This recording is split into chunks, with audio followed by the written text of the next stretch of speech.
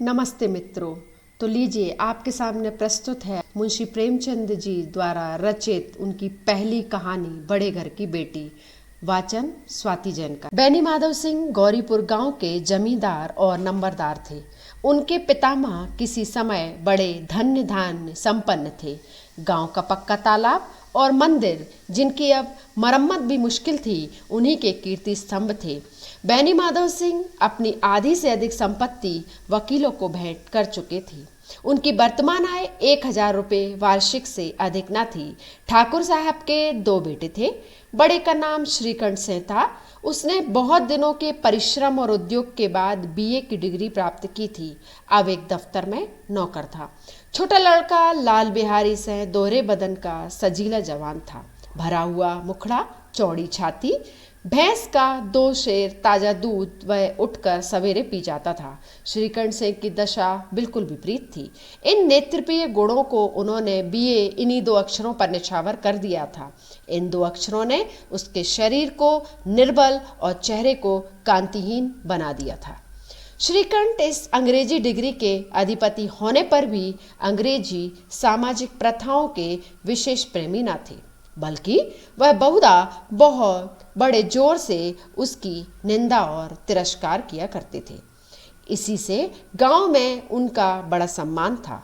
दशहरे के दिनों में वह बड़े उत्साह से रामलीला में सम्मिलित होते और स्वयं किसी न किसी पात्र का पाठ लेते थे। गौरीपुर में रामलीला के वही जन्मदाता थे। प्राचीन हिंदू सभ्यता का गुणगान उनकी धार्मिकता का प्रधान अंग था। सम्मिलित कुटुंब के तो वे एकमात्र उपासक थे। आजकल स्त्रियों को कुटुंब में मिलजुल कर रहने की जो अरुचि होती है, उसे वह जाति और देश दोनों के लिए हानिकारक समझते थे। यही कारण था कि गांव की ललनाएं उनकी निंदक थीं। कोई कोई तो उन्हें अपना शत्रु समझने में भी संकोच न करती थी। स्वयं उनकी पत्नी को ही इस विषय में उनसे विरोध था। यह इसीलिए नहीं कि उसे अपने सास ससुर, देवर या जेठ आदि से घृणा थी, बल्कि उसका विचार था कि यदि बहुत कुछ सहने पर भी परिवार के साथ निर्वाह न हो सके तो आए दिन की कलह से जीवन को नष्ट करने की अपेक्षा यही उत्तम है कि अपनी खिचड़ी अलग पकाई जाए। आनंदी एक बड़े उच्च कुल की लड़की थी। उसके बाप एक छोटी सी रियासत के ताल्लुकेदार थे। विशाल भवन, 1 हाथी, 3 कुत्ते, बाज, झाड़फनूस, आनरेरी मजिस्ट्रेट और ऋण, जो कि एक विशिष्ट ताल्लुकेदार के भोज्य पदार्थ थे, सभी यहाँ विद्यमान थे। नाम था भूप सिंह। बड़े उदार चित्त और प्रतिभाशाली पुरुष थे, पर दुर्भाग्य से लड़का एक भी ना था। आनंदी चौथी लड़की थी। वह अपनी सब बहनों से अधिक रूपवती और गुणवती थी। इससे ठाकुर भूप सिंह उसे बहुत प्यार करते थे। सुंदर संतान को कदाचित उसके माता पिता बहुत अधिक चाहते हैं। ठाकुर साहब बड़े धर्म संकट में थे कि इसका विवाह कहाँ करें। ना तो यही चाहते थे कि ऋण का बोझ बढ़े और ना ही यही स्वीकार था कि उसे अपने को भाग्यहीन समझना पड़े। एक दिन श्रीकंठ उसके पास किसी चंदे का रुपया मांगने आए। शायद नगरी प्रचार का चंदा था। भूप सिंह उसके स्वभाव पर रीझ गए और धूमधाम से श्रीकंठ का आनंदी से ब्याह हो गया। आनंदी अपने नए घर में आई तो यहाँ का रंग ढंग कुछ और ही देखा। जिस टीम टाम की उसे बचपन से ही आदत पड़ी हुई थी, वह यहाँ नाम मात्र को भी ना था। हाथी घोड़ों का तो कहना ही क्या, कोई सजी हुई सुंदर बहली तक न थी। रेशमी स्लीपर साथ लाई थी, पर यहाँ बाग कहाँ। मकान में खिड़कियां तक न थी, न जमीन पर फर्श, न दीवार पर तस्वीरें। यह एक सीधा सादा देहाती ग्रस्त का मकान था। किंतु आनंदी ने थोड़े ही दिनों में अपने को इस नई अवस्था के ऐसे अनुकूल बना लिया मानो उसने विलास के सामान कभी देखे ही ना थे। एक दिन दोपहर के समय लाल बिहारी से 2 चिड़िया लिए हुए आया और बावत से बोला, जल्दी से पका दो, मुझे भूख लगी है। आनंदी भोजन पकाकर उसकी राह देख रही थी। अब वह नया व्यंजन बनाने बैठी। हांडी में देखा तो घी पाव भर से अधिक ना था। बड़े घर की बेटी किफायत क्या जाने, उसने सब घी मांस में डाल दिया। लाल बिहारी खाने बैठा तो दाल में घी ना था। बोला, दाल में घी क्यों नहीं छोड़ा? आनंदी ने कहा, घी सब मांस में पड़ गया। लाल बिहारी जोर से बोला, अभी परसों घी आया था, इतने जल्द उठ गया? आनंदी ने उत्तर दिया, आज तो कुल पाव भर रहा होगा, वह सब मैंने मांस में डाल दिया। जिस तरह सूखी लकड़ी जल्द से जल उठती है, उसी तरह क्षुधा से बावरा मनुष्य जरा जरा सी बात पर तिनक जाता है। लाल बिहारी को भावच की ठिठाई बहुत बुरी मालूम हुई। तिनक कर बोला, मैं तो जैसे घी की नदियां बहती हो। स्त्रियां गाली सह लेती हैं, मार भी सह लेती हैं, पर मैके की निंदा उनसे सही नहीं जाती। आनंदी मुंह फेर कर बोली, हाथी मरा भी तो 9 लाख का, वहां इतना घी नित्य नाई का हार खा जाते हैं। लाल बिहारी जल गया, थाली उठाकर पटक दी और बोला, जी चाहता है जीभ पकड़कर खींच लूं। आनंदी को भी क्रोध आ गया, मुंह लाल हो गया। बोली, वह होते तो आज इसका मजा चखाते। अब अनपढ़ उज्जड़ लाल बिहारी से न रहा गया, खड़ा उठाकर आनंदी की ओर जोर से फेंकी और बोला, जिसके गुमान पर फूली हो उसे भी देखूंगा और तुम्हें भी। आनंदी ने हाथ से खड़ाऊ रोकी, सिर बच गया, पर उंगली में बड़ी चोट आई। क्रोध के मारे हवा से हिलते पत्ते की भांति कांपती हुई अपने कमरे में आ खड़ी हो गई। स्त्री का बल और साहस, मान और मर्यादा पति तक है, उसे अपने पति के ही बल और पुरुषत्व का घमंड होता है। आनंदी खून का घूंट पीकर रह गई। श्रीकंठ से शनिवार को घर आया करते थे। बृहस्पतिवार को यह घटना हुई थी। 2 दिन तक आनंदी को भवन में रही, ना कुछ खाया ना कुछ पिया, उसकी बाट देखती रही। अंत में शनिवार को वह नियम अनुसार संध्या समय घर आए और बाहर बैठ के कुछ इधर उधर की बातें, कुछ देशकाल संबंधी समाचार और कुछ नए मुकदमे आदि पर चर्चा करने लगे। यह वार्तालाप 10 बजे रात तक होता रहा। गांव के भद्र पुरुषों को इस विषय में ऐसा आनंद आता था कि खाने पीने की भी सुधि न रहती थी। श्रीकंठ को पिंड छुड़ाना मुश्किल हो जाता था। ये 2-3 घंटे आनंदी ने बड़े कष्ट से काटे। किसी तरह भोजन का समय आया, पंचायत उठी, एकांत हुआ तो लाल बिहारी ने कहा, भैया आप जरा भाभी को समझा दीजिएगा कि मुंह संभाल के बातचीत किया करें, नहीं तो एक दिन अनर्थ हो जाएगा। बैनी माधव सिंह ने भी बेटी की ओर से साक्षी दी, हाँ, बहू बेटियों का यह स्वभाव अच्छा नहीं कि मर्दों के मुंह लगे। लाल बिहारी, वह बड़े घर की बेटी है तो हम कोई कुर्मी कुमार नहीं? श्रीकंठ ने चिंतित स्वर से पूछा, आखिर बात क्या हुई? लाल बिहारी ने कहा, कुछ भी नहीं, यूं ही आप उलझ पड़ी। मैके के सामने हम लोगों को कुछ नहीं समझती। श्रीकंठ खा पी कर आनंदी के पास गए। वह वहां भरी बैठी थी। यह हजरत भी कुछ तीखे थे। आनंदी ने पूछा, चित्त तो प्रसन्न है? श्रीकंठ बोले, बहुत प्रसन्न है, पर तुमने आजकल घर में क्या उपद्रव मचा रखा है? आनंदी की त्योरियों पर बल पड़ गए। झुंझलाहट के मारे बदन में ज्वाला सी दहक उठी। बोली, जिसने तुमसे ये आग लगाई है उसे पाऊं तो मैं झुलस दूं। श्रीकंठ, इतनी गर्म क्यों होती हो? बात तो कहो। आनंदी, क्या कहूं, यह मेरे भाग्य का फेर है, नहीं तो एक गवार छोकरा जिसको चपरासी गिरी का भी शऊर ना हो मुझे खड़ाऊ से मारकर यूं ना करता। श्रीकंठ, सब हाल साफ साफ कहो तो मालूम हो, मुझे तो कुछ पता नहीं। आनंदी, परसों तुम्हारे लाडले भाई ने मुझे मांस पकाने को कहा। घी हांडी में पाव भर से अधिक ना था, वह सब मैंने मांस में डाल दिया। जब खाने बैठा तो कहने लगा, दाल में घी क्यों नहीं है? बस इसी पर मेरे मैके को बुरा भला कहने लगा। मुझसे ना रहा गया। मैंने कहा कि वहाँ इतना घी तो नाई का हार खा जाते हैं और किसी को जान भी नहीं पड़ता। बस इतनी सी बात पर उस अन्यायी ने मुझ पर खड़ाऊ फेंक मारी। यदि हाथ से ना रोक लूं तो सर फट जाए। इसी से पूछो मैंने जो कुछ कहा वह सच है या झूठ?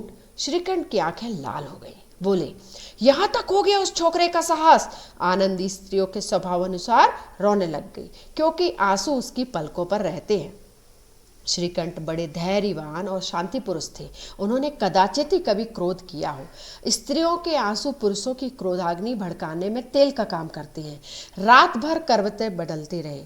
उद्विग्नता के कारण पलक तक नहीं झपकी। प्रातःकाल अपने बाप के पास जाकर बोले, दादा अब इस घर में मेरा निर्वाह न होगा। इसी तरह की विद्रोहपूर्ण बातें कहने पर श्रीकंठ ने कितनी ही बार अपने कई मित्रों को आड़े हाथों लिया था, परंतु दुर्भाग्य आज उन्हें स्वयं वे ही बातें अपने मुंह से कहनी पड़ी। दूसरों को उपदेश देना भी कितना सहज है। बैनी माधव सिंह घबरा उठे और बोले, क्यों? श्रीकंठ, इसीलिए कि मुझे भी अपनी मान प्रतिष्ठा का कुछ विचार है।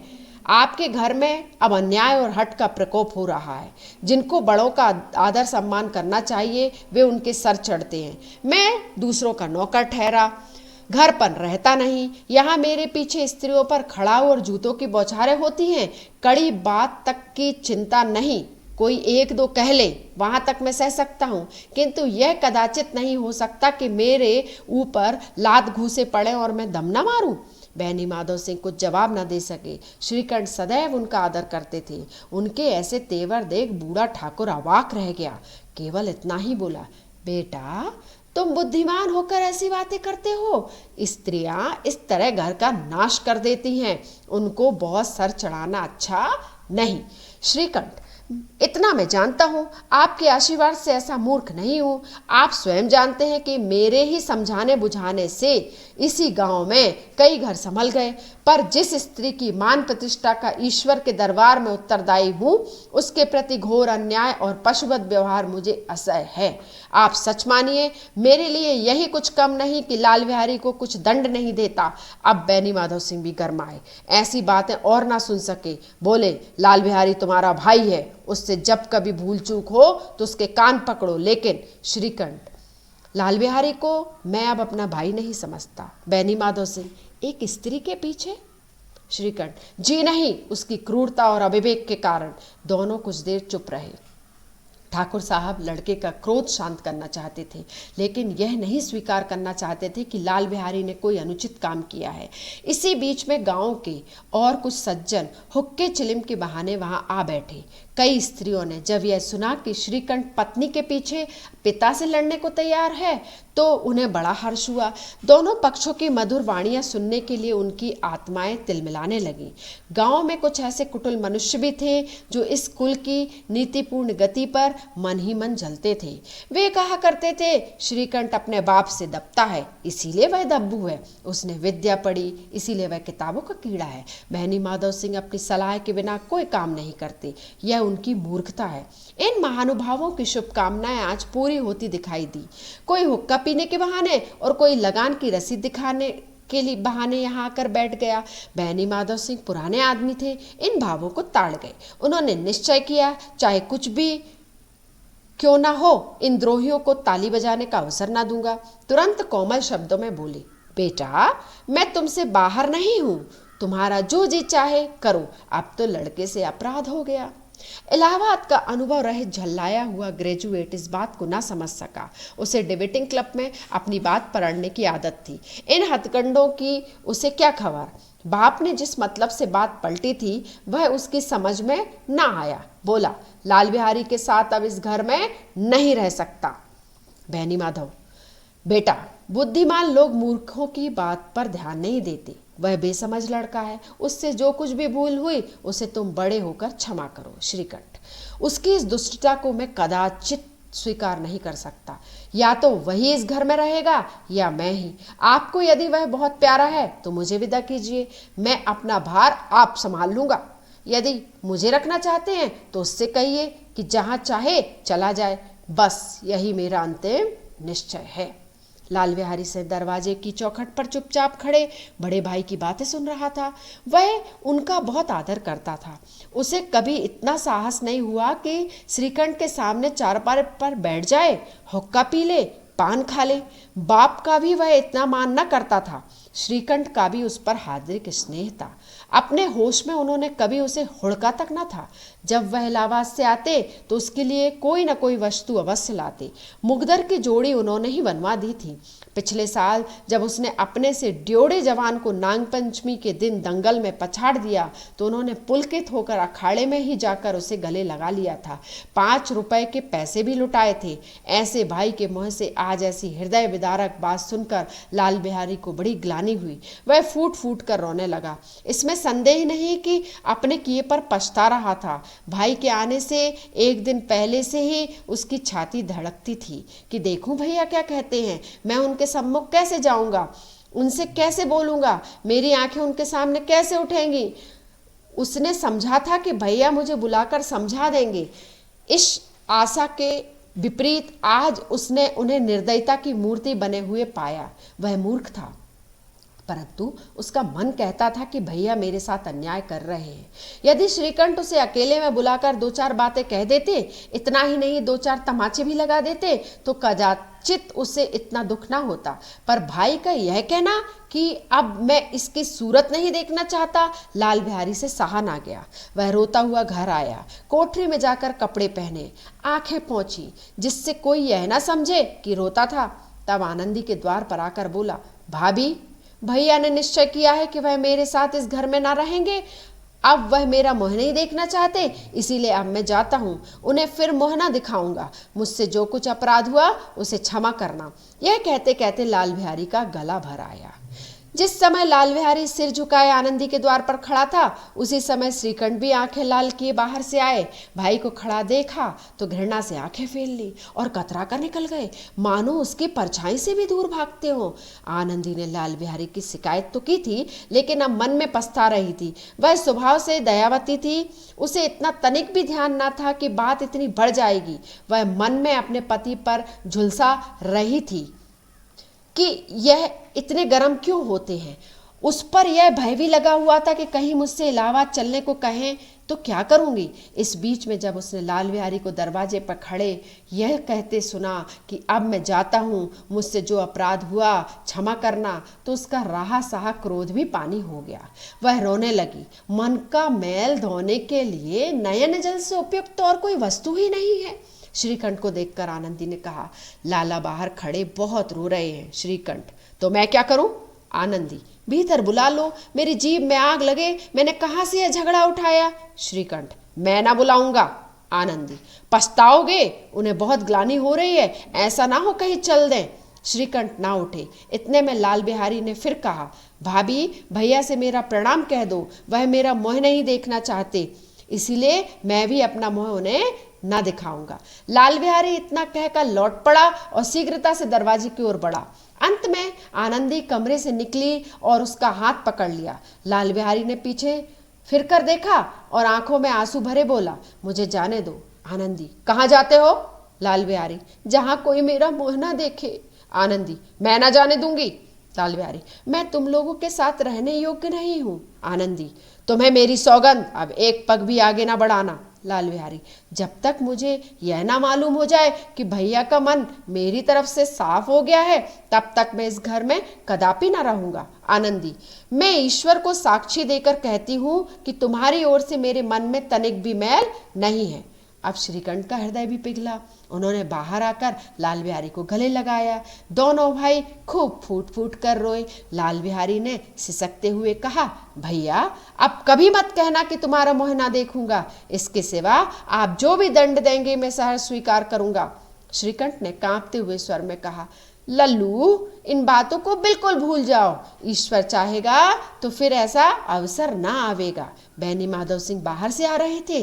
दोनों भाइयों को गले मिलते देखकर आनंद से पुलकित हो उठे। बोल उठे, बड़े घर की बेटियां तो ऐसी ही होती हैं, बिगड़ा हुआ काम बना लेती हैं। गांव में जिसने भी यह वृत्तांत सुना, उसी ने इन शब्दों में आनंदी की उदारता को सराहा। बड़े घर की बेटियां ऐसी ही होती है। अगर आपको मेरा वाचन अच्छा लगा हो तो मेरे चैनल को लाइक, शेयर एंड सब्सक्राइब करना ना भूलें और बेल आइकन जरूर दबाएं। धन्यवाद।